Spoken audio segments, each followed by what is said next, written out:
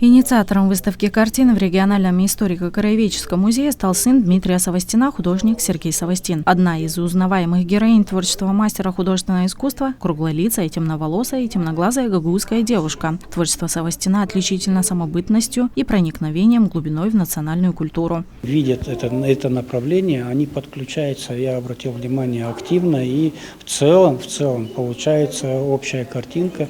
То есть если на выставку предоставляет около 100 работ, а это самые лучшие работы, то мы смотрим и видим следующую картинку, что в большинстве случаев они выбирают работы, связанные с нашим краем, то есть наших людей, и тем самым вот этот патриотизм чувствуется в их работах, ну и любовь к родине, можно и так сказать.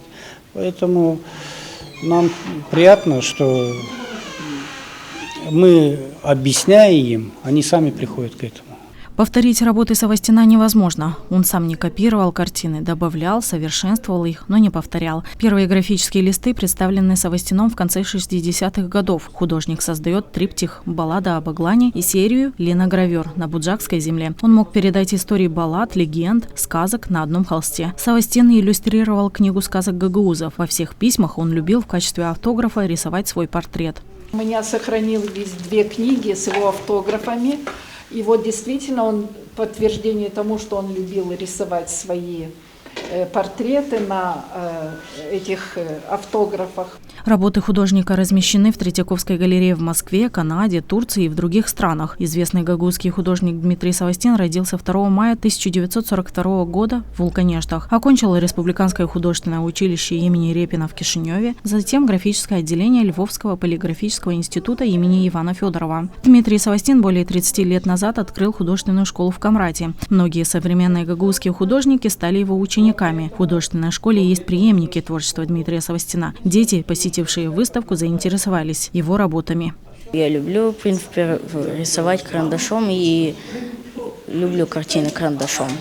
Посмотрел на них, увидел, как там лица, чуть-чуть запомнил и, не знаю, наверное, попробую. Понравился его почерк, как он рисовал женщин. То, что он рисовал на линолеуме, на вот таких вот вещах, мне понравилось.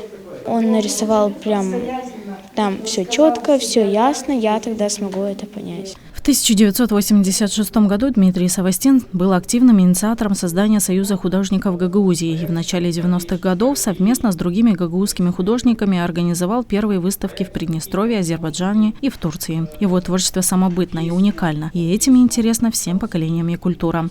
Анна Алтыева, Сергей Георгиев, Артем Топал, ГРТ Новости.